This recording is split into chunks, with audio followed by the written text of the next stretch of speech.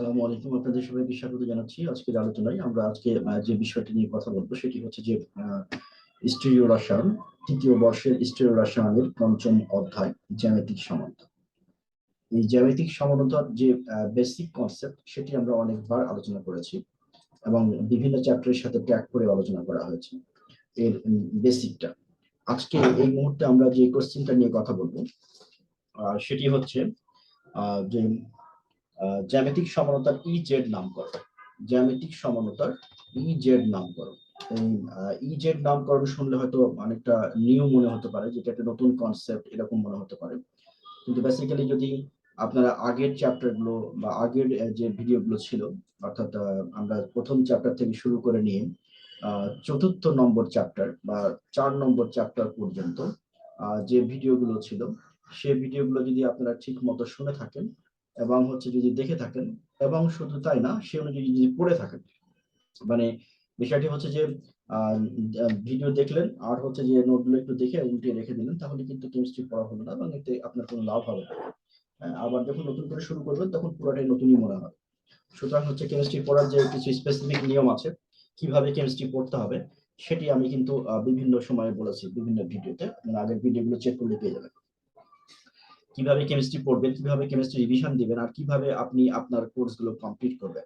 মাসবিডিতে অনেকেই আপনি একই সাথে হয়তো জয়েন করেছেন, কিন্তু দেখা যাচ্ছে তার স্টোরেশন শেষ হয়ে গেছে, আপনি এখনো শেষ করতে পারেন নাই। তো এর কারণটা কি? এর কারণ হচ্ছে যে তার স্টোরেশন শেষ হয়ে গেছে, মানে হচ্ছে যে তার পেজে সেই ভিডিওগুলো অলরেডি লিঙ্কড হয়ে গেছে এবং সে একটা ভিডিও শেষ করে পরের ভিডিওর জন্য ইনবক্স করে দিয়েছে এবং পরের ভিডিও সে পেয়ে গেছে। এবং আপনি হচ্ছে যে ইনবক্স করে পড়াশোনা শেষ করেন নাই, ইনবক্সও করেন নাই, যার ফলে আপনার পেজে মানে কভার করতে স্লো হচ্ছে, সময় লাগছে বেশি। তো এখন হচ্ছে যে কোর্স একটা কমপ্লিট করতে কতটুকু সময় লাগবে তার ডিপেন্ড করে কিন্তু আপনার উপরে, আপনি কতটুকু সময় কভার করতে যাচ্ছেন তার উপরে। এখানে সিস্টেমটাই হচ্ছে এরকম যে আপনি একটি লেকচার কমপ্লিট করার পরে অবশ্যই ইনবক্স করে জানাবেন যে আপনার লেকচারটি কমপ্লিট হয়ে গেছে, এবং পরবর্তী 24 ঘন্টার মধ্যে বা 48 ঘন্টার মধ্যে আপনার পেজে লেকচারটি অ্যাড হয়ে যায়। এখন এই যে 24-48 ঘন্টা, এই সময়টুকু কেন নিই আমরা? নিই হচ্ছে এই কারণে যে আপনি এই সময়টুকুর ভিতরে যেন ওই যেটুকু পড়েছেন বলে আমাদেরকে জানালেন, সেটুকু জন্য আপনি মিনিমাম 3টা টাইম রিভিশন দিতে পারেন। থ্রি থ্রি টাইমস রিভিশন দিতে হবে, 3 ডিফারেন্ট টাইপের। মানে ধরেন সকালে একবার দিলেন, বিকালে একবার দিলেন, দুপুরে একবার দিলেন, এরকম করে 3বার রিভিশন দিতে হবে।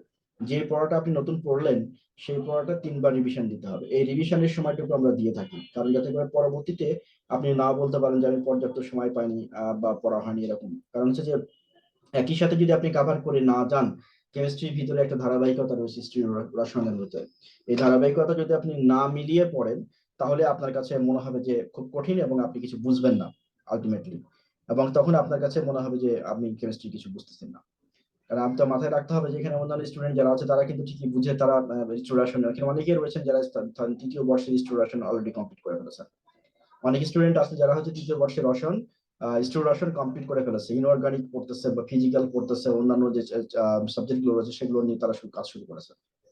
অথচ আপনি হয়তো একটা দিয়ে শুরু করেছেন, একটাতেই আছেন, বা দুটো শুরু করেছেন, দুটোতেই আছেন, বা 3টা নিয়ে কাজ করতেছেন, কিন্তু অনেকেই মাল্টিপল ঘুরিয়ে ঘুরিয়ে মানে কোর্স গুলো করতেছে এবং তাদের তো কোনো প্রবলেম হচ্ছে না, তারা ঠিক মতোই কোর্স কভার করে আগে যাচ্ছে।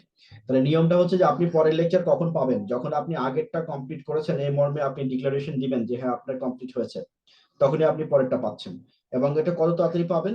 আপনি যদি আজকে একটা লেকচার আপলোড হলো, আজকেই যদি পড়ে শেষ করে আপনি 24 ঘন্টার ভিতরে যদি মেসেজ করেন যে আপনার পড়া কমপ্লিট হয়ে গেছে, তাহলে আপনাকে পরেরটা আপলোড করে দেবে। এবং আপলোড করতে যে সময়টুকু লাগবে সেই সময়টুকু আপনার কাজ কি? আপনার কাজ হচ্ছে রিভিশন দেওয়া।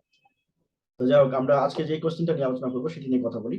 আমরা এখন হচ্ছে যে জ্যামিতিক সমানতার ইজেড নামকরণ, তৃতীয় বর্ষের স্টিরিও রসায়নের পঞ্চম অধ্যায়। পঞ্চম অধ্যায়ের আজকে হচ্ছে দ্বিতীয় লেকচার। এই দ্বিতীয় লেকচারে জিওমেট্রিক্যাল আইসোমারিজম, এই জিওমেট্রিক্যাল আইসোমারিজম নিয়ে আমরা কথা বলছিলাম। এবং এর মধ্যে একটি ইম্পর্টেন্ট কথা হচ্ছে যে ইজেড নোমেনক্লেচার, বা আপনাকে কয়েকটা যৌগ দিয়ে বলবে যে এটা ই না জেড নামকরণ করেন, বা নিম্নলিখিত যৌগগুলোর ইজেড পদ্ধতিতে নামকরণ উল্লেখ করো বা লিখো। তো ইজেড বিষয়টা কি সেটা আমরা আগে বুঝি। ইজেড বিষয়টা, এটা নিয়ে আমি আগেও কথা বলেছি, তারপরেও আমি আজকে কমপ্লিট কোশ্চেন আকারে আলোচনা করছি যে জ্যামিতিক সমতার ইজেড নামকরণ আলোচনা করো। এই কোশ্চেনটা বিভিন্ন সময় আসছে, অথবা বলতে পারে টিকা লিখো ইজেড নামকরণ, অথবা বলতে পারে যে ইজেড নামকরণের নামকরণ উদাহরণ সহ আলোচনা করো। যে কোশ্চেনটাই হোক না কেন, উত্তর কিন্তু একই। ইজেড নামকরণের মূল বেসিকটা কি? মূল বেসিক ধরেন যে কার্বন কার্বন ডাবল বন্ড হতে হবে। প্রথম কথা হচ্ছে যৌগটা কার্বন কার্বন ডাবল বন্ড হতে হবে। ডাবল বন্ডের একদিকে মনে করেন ক্লোরিন থাকলো, আরেকদিকে ফ্লোরিন থাকলো, আরেকদিকে ব্রোমিন থাকলো, ব্রোমিন, আরেকদিকে হাইড্রোজেন থাকলো।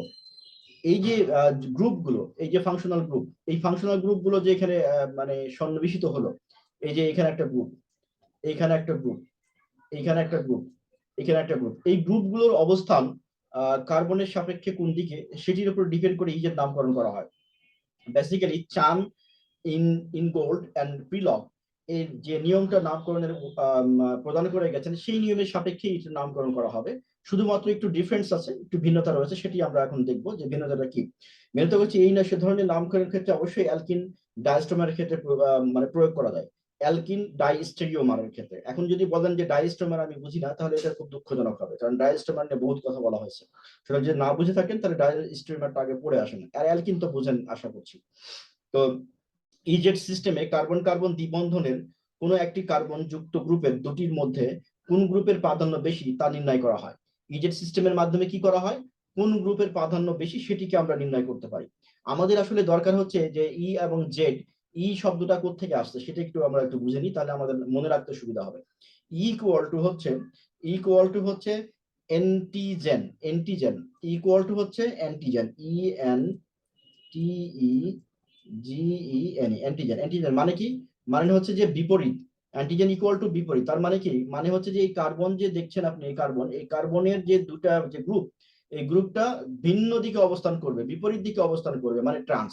তাহলে ই নামকরণের ক্ষেত্রে কি মনে রাখতে হবে? Trans, E equal to trans. Trans হলে পারে সেটা ই সিস্টেম। অর্থাৎ আমরা যদি আরেকটু সহজভাবে বুঝি, তাহলে বিষয়টাকে আরেকটু ক্লিয়ার করা যাবে। আমরা দেখি যে আমরা ই ই নামকরণ পড়তেছি, অর্থাৎ এন্টিজেন পড়তেছি। তো এন্টিজেনের ক্ষেত্রে আমরা বলতেছি যে মানে ই হলে ক্ষেত্রে হচ্ছে ট্রান্স হতে হবে। ই মানে ট্রান্স। ট্রান্স মানে কি? এরকম একটা, এখানে এখানে দিলেন হচ্ছে CH3, আর এখানে দিলেন হাইড্রোজেন, আর এখানে দিলেন হচ্ছে হাইড্রোজেন, এখানে দিলেন হচ্ছে CH3। এটা তো মূলত ট্রান্সের গঠন, তাই কি না? Methane, ethane, propane, butane, trans butene, তাই তো? তো ট্রান্স বিউটিনকে এটা কি তখন বলা হয় ই বিউটিন, ই বিউটিন। ইজেড সিস্টেমে এটাকে ই বিউটিন বলা হয়। কেন? কারণ হচ্ছে যে এখানে 1 2, এখানে 2 নম্বর কার্বন, এখানে E2 দেন, E2 বিউটিন, ঠিক আছে? তার মানে হলো যে এইখানে যে বিউটিনের ক্ষেত্রে যে গ্রুপগুলো ফাংশনাল গ্রুপ, সেই ফাংশনাল গ্রুপগুলো কার্বনের দুইটা ভিন্ন দিকে আছে, অর্থাৎ ট্রান্স পজিশনে আছে। ইকুয়াল টু হচ্ছে এন্টিজেন, এন্টিজেন মানে হচ্ছে বিপরীত, বিপরীত ইকুয়াল টু হচ্ছে ট্রান্স, এটা মনে রাখেন। ইকুয়াল টু হচ্ছে এন্টিজেন, এন্টিজেন শব্দের অর্থ হচ্ছে বিপরীত, বিপরীত মানে আমরা ট্রান্স বুঝি। আর তাহলে জেড কি?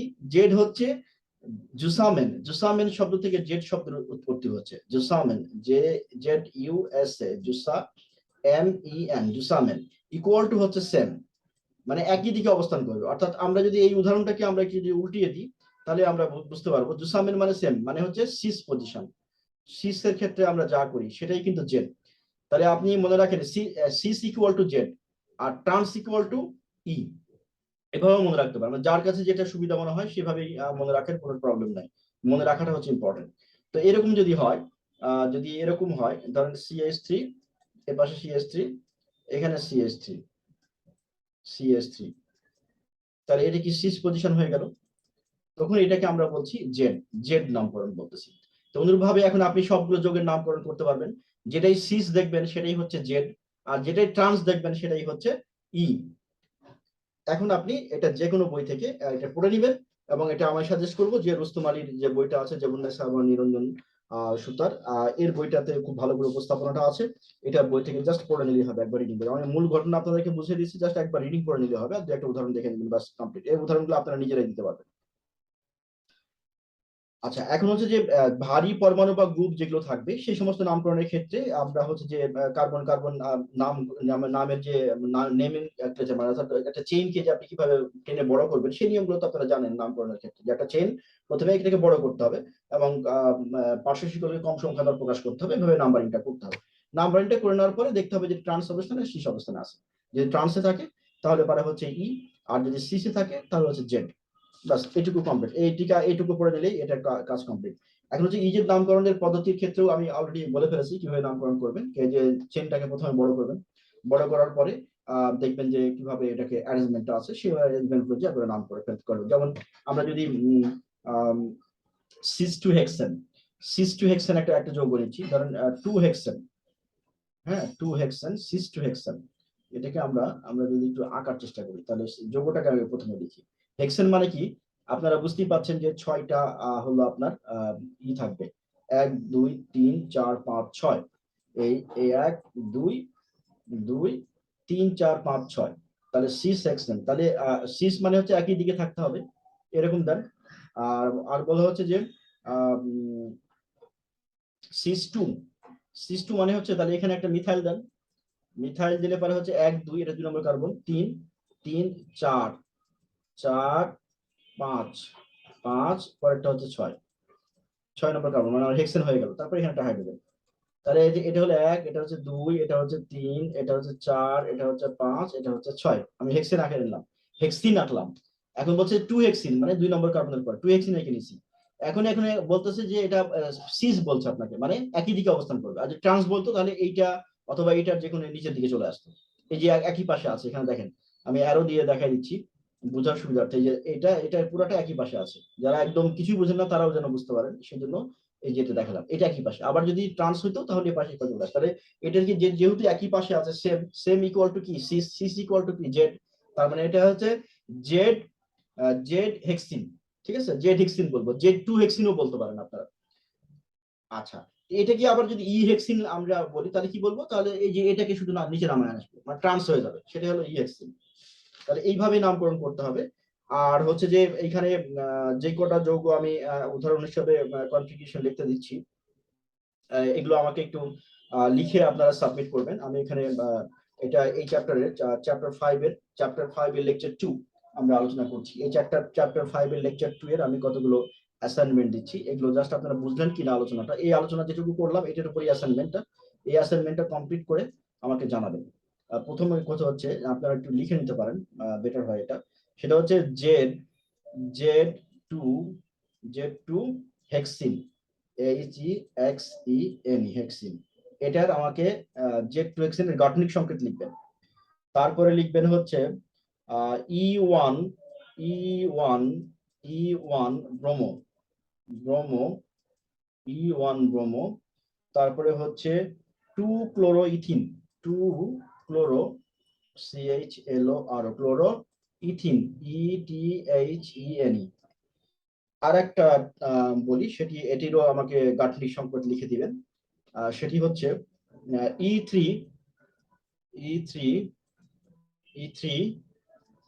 Methyl 2 hexene HEXEN।